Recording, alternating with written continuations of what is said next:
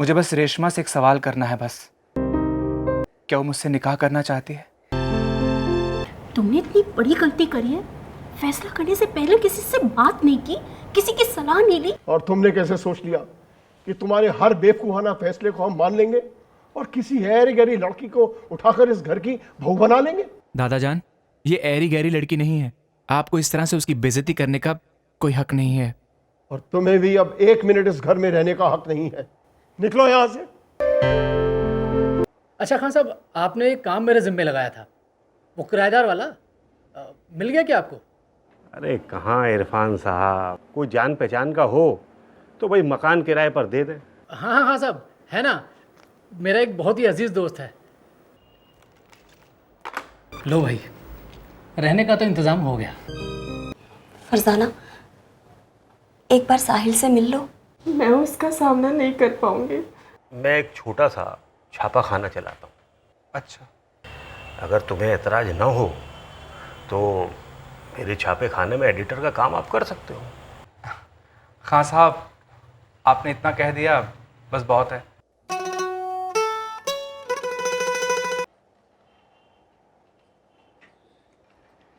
रेशमा, बूझो तो तुम्हारे लिए मैं आज क्या लाया हूँ। क्या? किताबें। किताबें? आज ही से पढ़ाई शुरू करते हैं। जब शौहर पढ़ा लिखा हो तो बीवी को पढ़ने की क्या जरूरत है?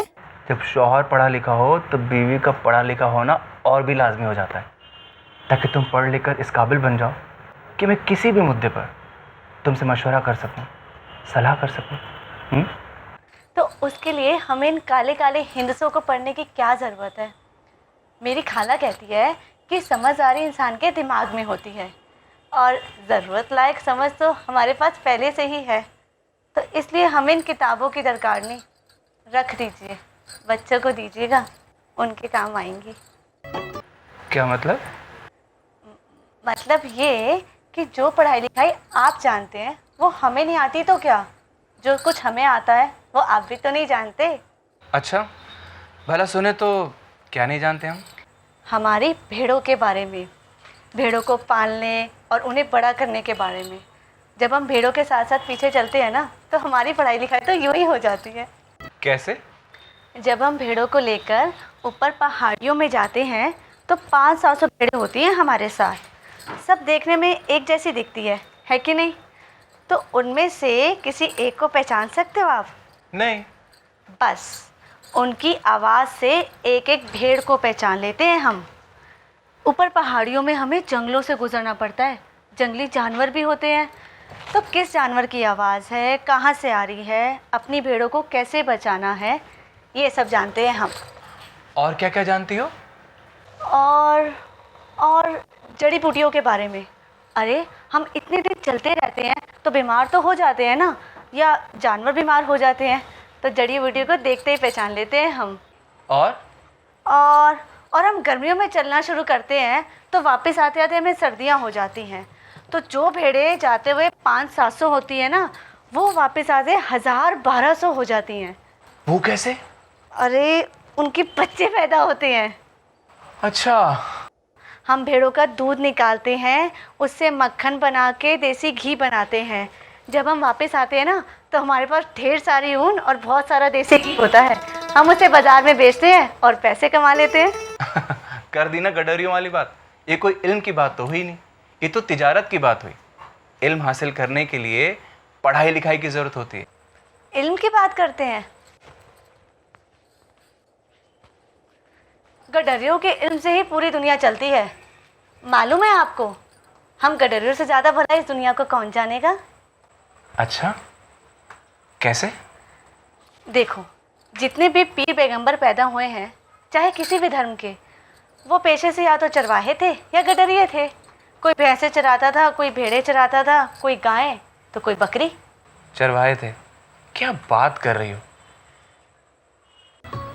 अरे हाँ, ठीक कह रही हो तुम। और क्या, जरा सोचिए तो, उन्हीं के बताए रास्तों पर आज भी दुनिया चल रही है कि नहीं? तो मेरे प्यारे शौहर जी, इल्म हिंदुओं से नहीं, वो तो घूमते फिरते रहने से भी मिल जाता है, वो भी भेड़ों के पीछे, पहाड़ों में, जंगलों में।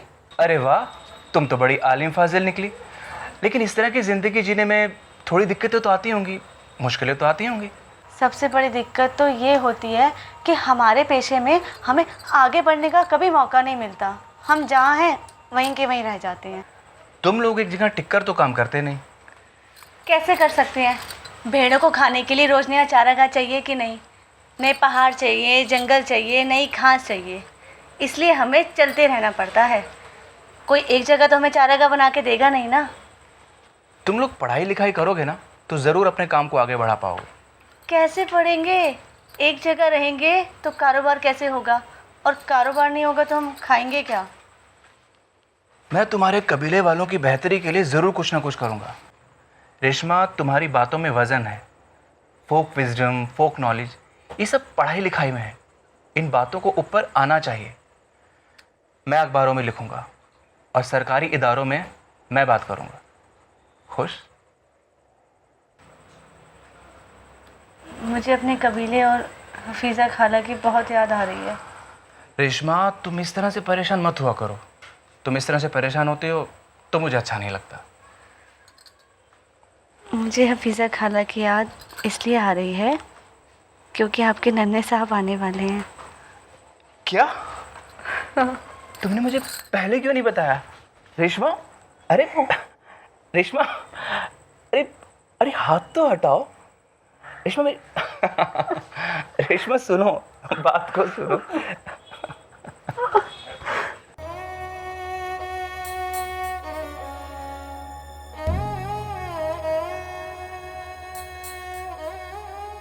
बहू, जी अब्बा हुजूर।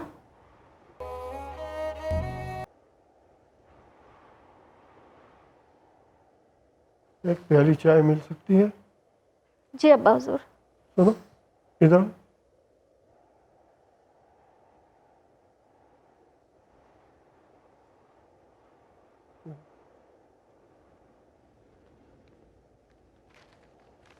देखो बहू, यहाँ आंसू बहाने से कुछ नहीं होगा। ये तुम्हारी और मेरी बदकिस्मती है कि इस घर को एक ऐसा चिराग मिला कि जिसने हमारी जिंदगी में रोशनी भरने की बजाय अलग कर दी। बच्चे गलतियां करते हैं अब्बा हुजूर, हमें उन्हें दरकिनार कर देना चाहिए। वो नासमझ है, हो सकता है वक्त के साथ समझ जाए। उसने जो हरकत की है ना, वो माफ़ी के लायक नहीं है। माँ बाप को बच्चों की बहुत सी नादानियाँ झेलनी पड़ती हैं अब्बा हुजूर। ये नादानी नहीं है, बहुत बड़ा दाग लगाया है उसने मेरी पेशानी पर। मैं कैसे भूल सकता हूँ? साहिल से कितनी उम्मीदें थी मुझको, यहाँ तक कि मैं अपने बेटे का इंतकाल तक भूल गया था। जिसके लिए जी रहा था उसी ने धोखा दिया है, मेरी पीठ पर छुरा घोंपा है, फरजाना को धोखा दिया है। फरत के सिवा मैं उसको कुछ नहीं दे सकता, वो मेरा पोता नहीं है। अगर तुमको उसकी मोहब्बत का बहुत पास है तो तुम भी चली जाओ उसके साथ। कैसी बात कर रहे हैं अब्बा हुजूर?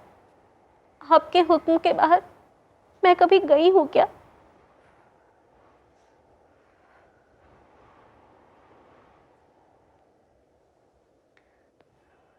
इतना काम मत किया करो साहिब, कभी आराम भी कर लिया करो ना। फिर साहब, इतने महीने हो गए हमारी शादी को, पर तुमने दिल से अभी तक मुझे अपना शौहर नहीं माना। ऐसे क्यों बोलते हो? मेरे तो सब कुछ आप हैं। दूर हटो तुम, बस एक शौहर ही नहीं हूँ मैं। अच्छा, आप मेरे शौहर नहीं है तो कौन है? मुझे तो अभी तक यकीन नहीं होता कि खुदा ने कैसे मेरा नसीब बदल दिया, मेरी दुनिया ही बदल दी। शायद इन सब के लायक नहीं थी मैं। आज भी अपने पुराने दिनों के बारे में सोचती हूँ तो हैरान हो जाती हूँ, और अकरम के बारे में सोचती हूँ तो डर जाती हूँ। डरने की कोई ज़रूरत नहीं है।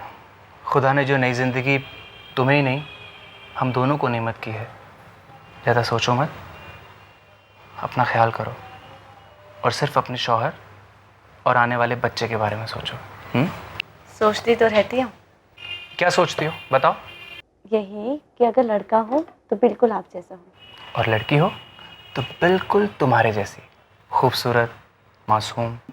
अच्छा चलिए अब उठिए, बहुत काम हो गया, उठिए। बिल्कुल नहीं उठूंगा। जब तक जो मैंने तुम्हें काम दिया है वो नहीं करोगी, मैं नहीं उठने वाला। क्या काम दिया था? किताबें ला के दी हैं मैंने तुम्हें। जब तक 3 सफ़े याद कर कर नहीं सुनाओगी, मैं नहीं जाऊंगा। ओहो, मेरी पढ़ाई के पीछे क्यों पड़ जाते हैं आप? पढ़ना तो पड़ेगा मेरी जान, क्योंकि आजकल समाज में औरत और मर्द का दर्जा बराबर का है। और अगर पढ़ोगी नहीं तो मेरे बराबर कैसे बनोगे? मुझे तो आपने पहले ही इतना बड़ा दर्जा दे दिया है साहिब। फिर साहिब? साहिल साहिल बोलो। नहीं, मैं नाम नहीं ले सकती। अच्छा डियर बोलो। अच्छा डियर साहब। उफ, फिर साहिब। मुझसे नहीं होगा, आप चलिए, उठिए ना। ठीक है, मैं एप्लीकेशन कंप्लीट कर आता हूँ, तुम चलो। हाँ नहीं, बाद में करना, बहुत रात हो गई है। उठिए ना। प्लीज़ प्लीज़, मुझे कल्चर मिनिस्ट्री में सेक्रेटरी से मिलने जाना है। वो जो तुमने मुझे कबीले वालों के बारे में बताया था ना, मैं चाहता हूँ बातें सरकार के सामने रखी जाएं, ताकि कबीले वालों के लिए सहूलियत हो सके, उनकी ज़िंदगी बेहतर हो सके। ठीक है, तुम चलो, मैं भी आता हूँ।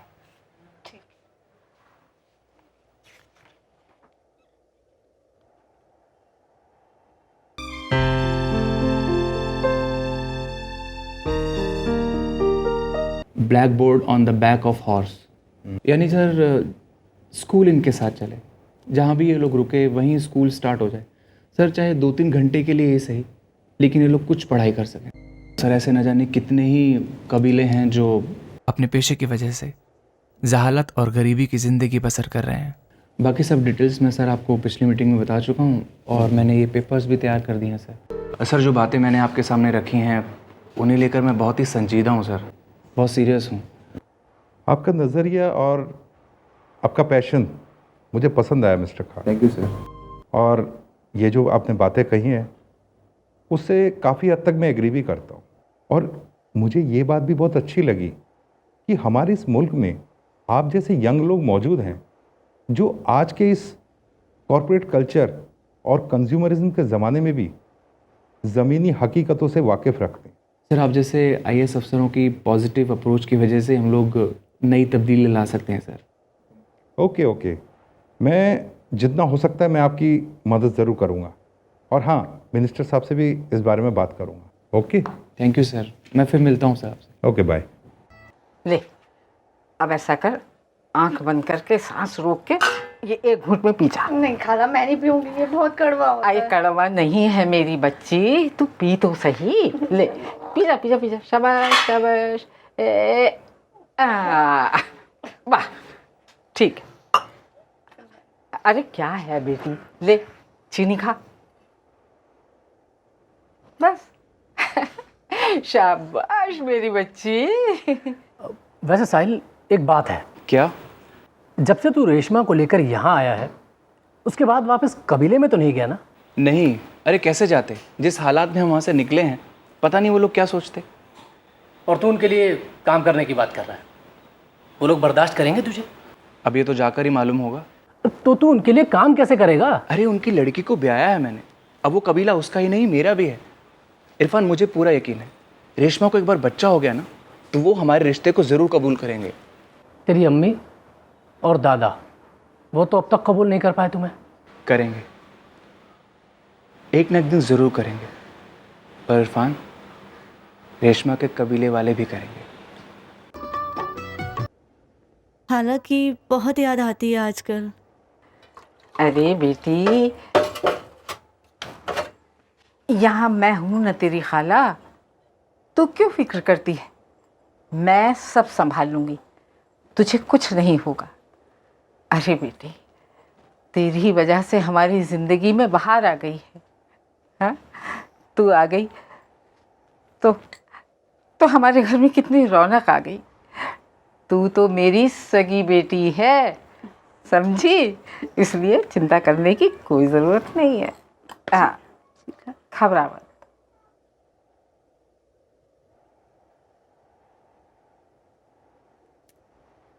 कैसी तबीयत है? उतरा बुखार? 101 है।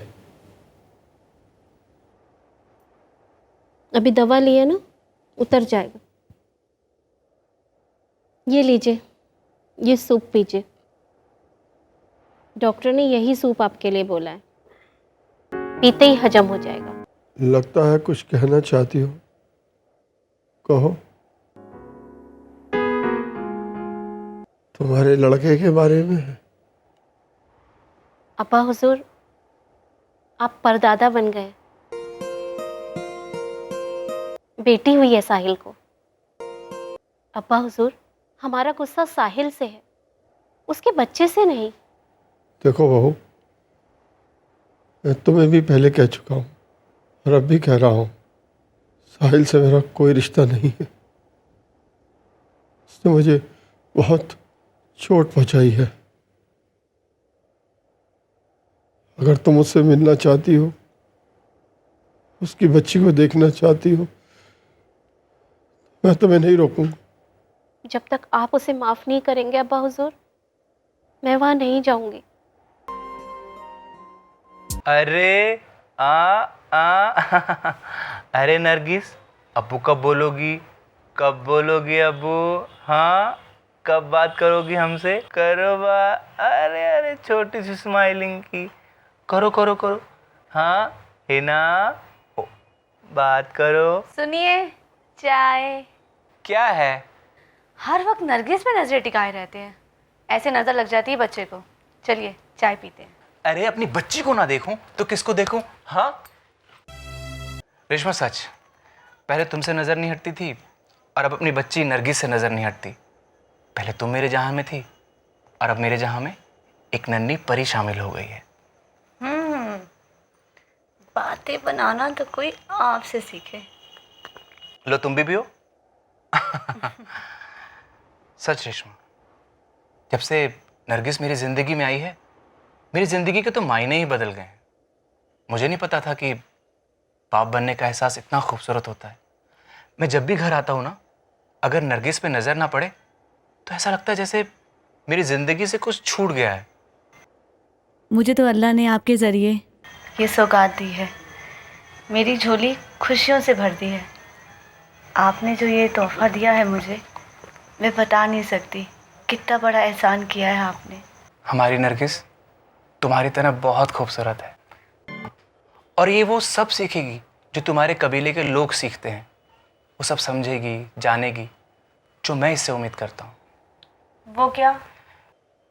मैं इसे IAS अफसर बनाऊंगा ताकि बड़ी होकर ये अपने कबीले और कबीले के लोगों की बेहतरी के लिए कुछ कर सके। रेशमा, IAS अफसर में बड़ी ताकत होती है। उसकी काबिलियत के बूते ही पॉलिसियाँ बनती हैं, परवान चढ़ती हैं। अगर वो दूर अंदेशी हो तो सोसाइटी की बेहतरी के लिए बेहतर साबित होती है। जो सफ़र मैंने शुरू किया था, मैं फ़ख्र से कह सकता हूँ कि आज इसमें मैं अकेला नहीं हूँ। मेरी बेटी नरगिस भी इसमें शामिल है। मेरे आने वाली राह में रोशनी के लिए खुदा ने ही तो मेरी ज़िंदगी में उसे भेजा है। बस बस, ज़्यादा बड़े बड़े सपने मत देखिए। सुना नरगिस बिटिया, आप अपने प्यारे प्यारे अब्बू जान के सपने साकार करेंगी। इंशाल्लाह ज़रूर करेंगी, क्यों नहीं करेंगी, है ना? बोलो आमीन। आमीन।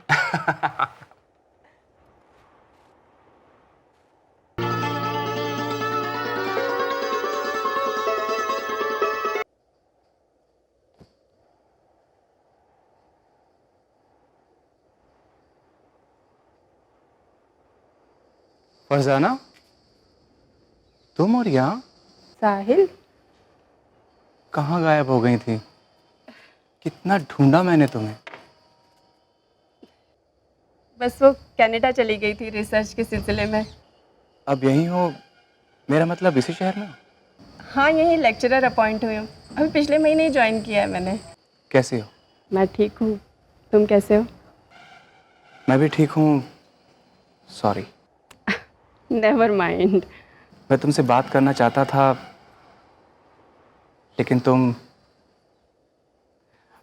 ठीक है, तुम अंदर होकर आओ, मैं तुम्हारा यहीं इंतज़ार करता। नहीं नहीं, कोई बात नहीं, मीटिंग तो फिर कभी हो जाएगी, ऐसे कोई ज़रूरी नहीं है।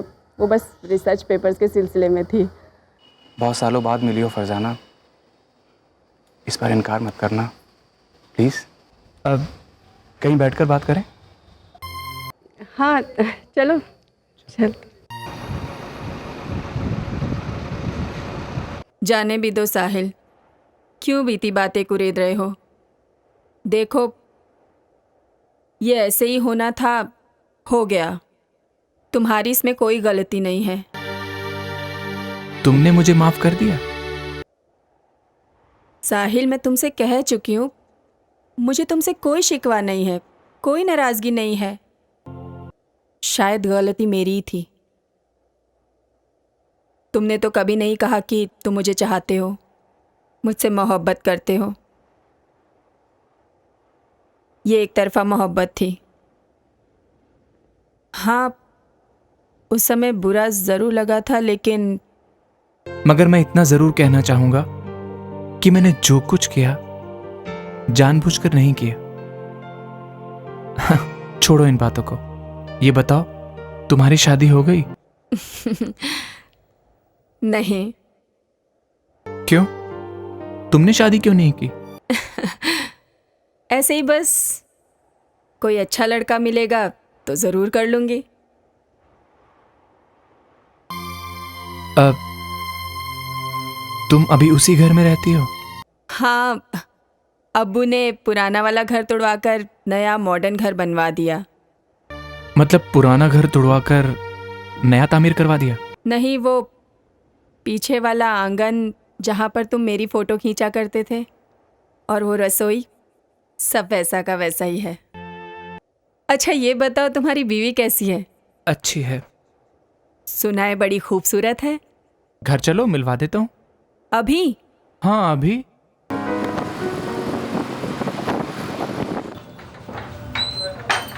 ये है मेरी बीवी रेशमा। ये मेरी दोस्त हैं फरजाना।